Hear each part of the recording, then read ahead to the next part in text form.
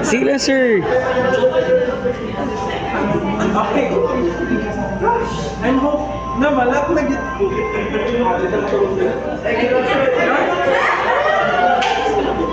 I'm hoping that one of you guys will tapos kamutahan pagtapuntahan kaya nila pagtapos sa exam mas ko sa inyo. Okay. We still have the exam report chapter 1, 2, 3, 4, 5, 6, 7 sa pag outward, that is stress. Kaya yung equation natin, gain 40 minus 100 minus 100 over 2 sine 2 by 3. Galing dito, plus minus 50 cos 2 plus 3, you'll get 96.0. Negative. Papunta sa negative. Tama yung nag-answer kahapon. Ito na-answer kahapon. Tama yung nag-answer kahapon. Negative. Sa negative shear y along x ay papunta siya sa negative x. Negative naman na xy ay papunta siya sa negative direction. Okay? For example, if this is positive, xy, pag positive, papunta siya sa positive na y direction. Pag ito naman, yx, pag positive, papunta siya sa positive x direction. Opposite niyan would be negative. No? Maximum shear stress would be negative 86.0 MPa. Ito naman, formula lang ito kanina, 8.5C. This one is equation din siya na maximum stresses natin x plus y over 2. Yes, 30 MPa,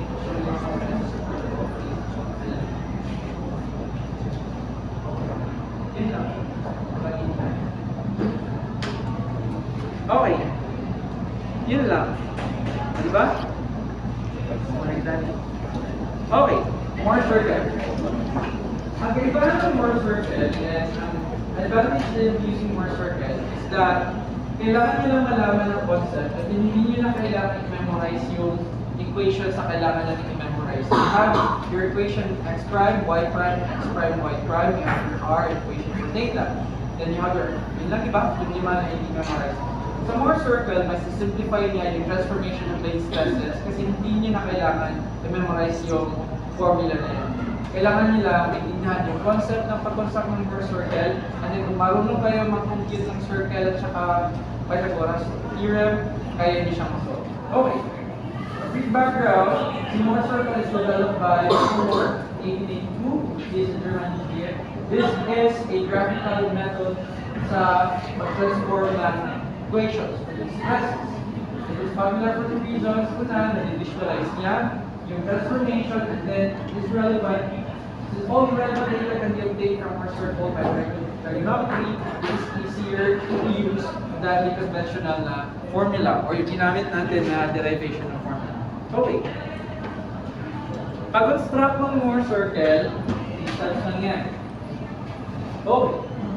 Una, instead of x and y, the coordinate axis, you'll have your normal stress as your x, and then you have your shear stress as your y.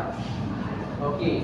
And then i-plug in mo lang siya lahat. Like, end of story na dahil siya. Ano lang siya kasi.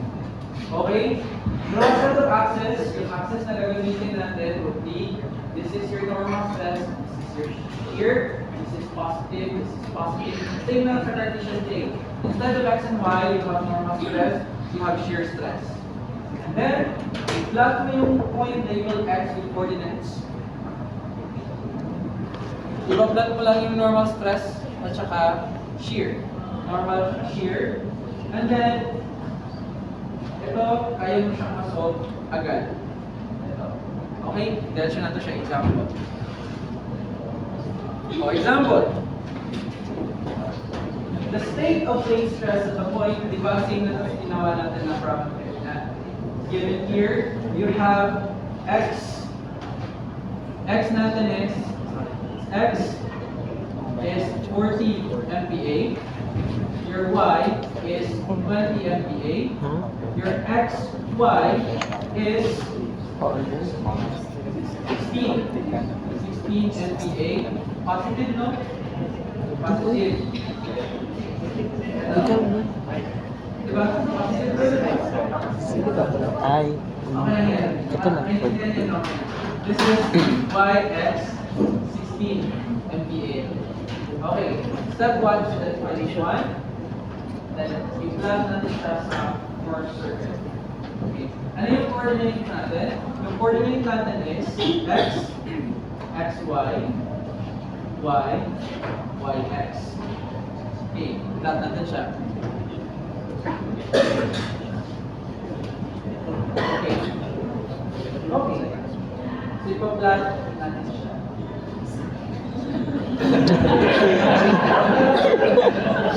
Una, we have 40, and then we have minus 16. Bakit minus 16? 40. Dapat pala minus 16, no? 40. We have here 40 at saka minus 16. Bakit nga galing siya minus 16? Para sa pagpapagawin. Pababa siya?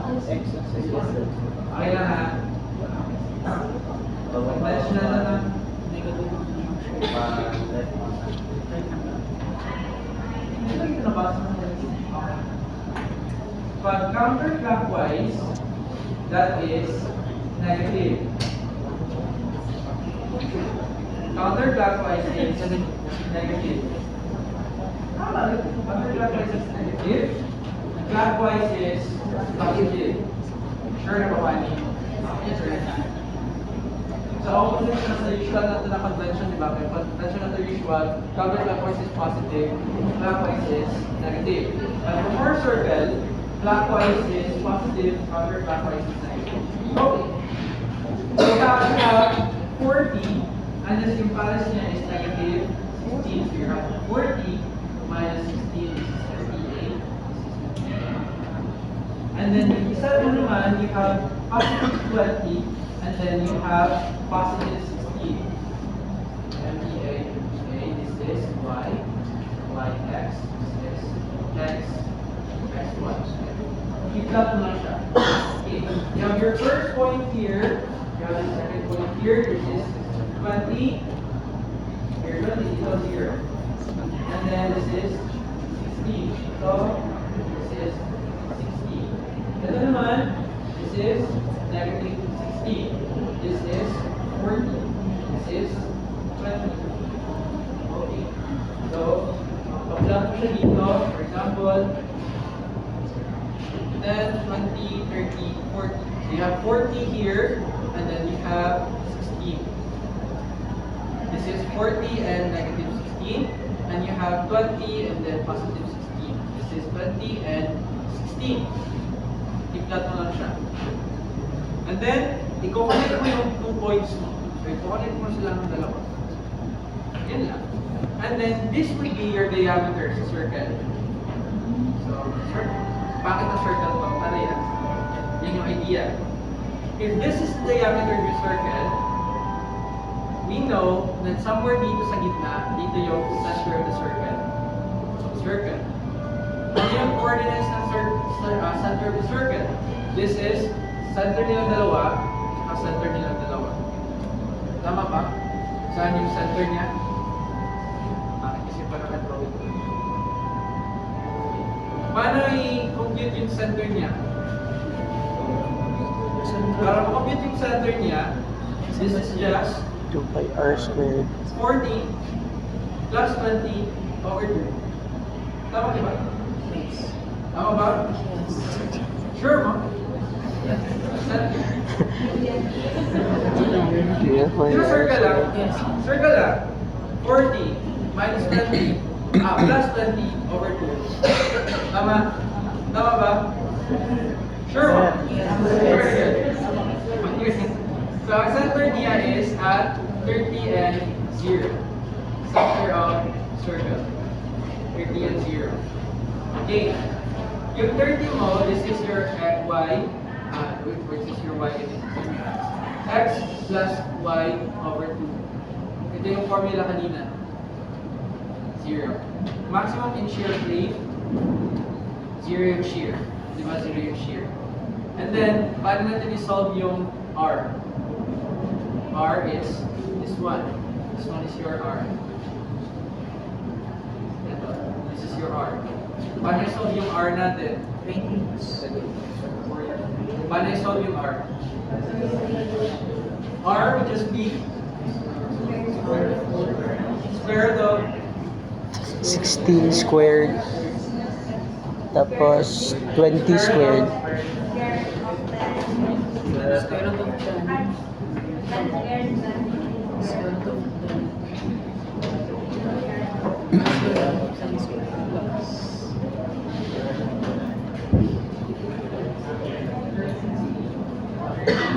this is your maximum shear stress. R is Pas, pas, pas. Pas, pas, pas. Anong morse ba? Saan galing yung 10 square? Hindi ako mag-master na morse. What's that? P. So, ano ba? Look at the triangle. This is 30, this is 20, this is 40. Tama? This is 16, this is 16.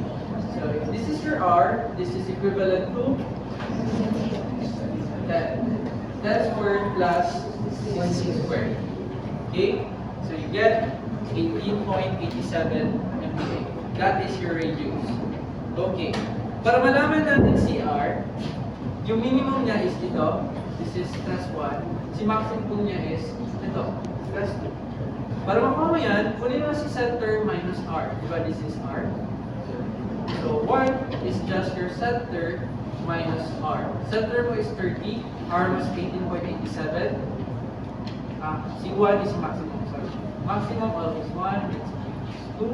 You have here plus 1 plus you have 48.87 MPa.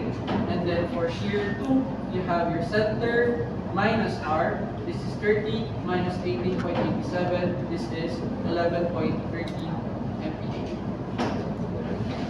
Makuha mo na si maximum mo na principal stresses. Direction. Di ba hinahanap natin si principal stresses? Si principal stresses is stress 1, stress 2. And then next na hahanapin natin is si principal plane at saka si principal direction. Si principal plane is kung saan nag-a-act si maximum or si principal stresses. So you'll get angle here. This is your normal state of stress. Kung saan ka napunta, and this is theta. Measured from your original state of stress. Paano i-solve sa theta?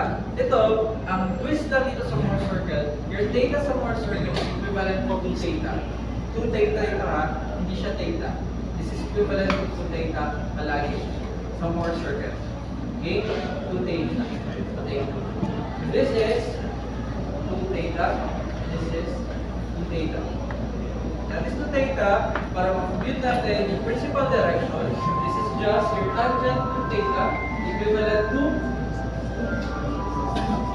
16 over 10 or length.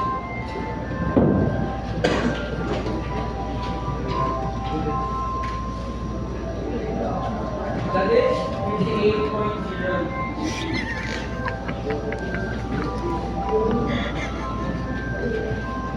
That is your theta. The theta is 58 degrees. So your theta is 58 over 2, 29 degrees.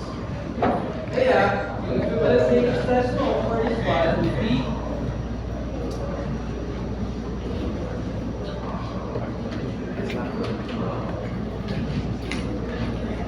this is 29 degrees. Your x mo is 18.48.9 MPa. And this is 11.13 MPa. Take note, sa principal plane, walang shear. Tama? Principal plane. Your shear here is equivalent to 0. Naka-video. Dito, Naka-video ni. wala kang shear stresses. You only have normal stresses sa principal plane. Okay, again, sa Mohr circle, ipa-plot first, i-identify mo yung given, and then i-plot mo siya sa Mohr circle. Pag ma-plot siya sa mga circle, pwede mo na agad ma-compute yung radius, compute yung angle, compute yung center, compute yung principal stresses, lahat. Compute mo na siya agad. That's why it's easier to use more circle than using the formula that we have studied earlier. Ito naman, question. The plane's maximum in plane shear stress corresponds to points A, B on the Mohr circle of figure B. The magnitude of the maximum shear stress equals the radius of the circle. Okay. Ang hinahanap naman sa maximum in plane stress is, di ba nakuha natin yung maximum normal stresses?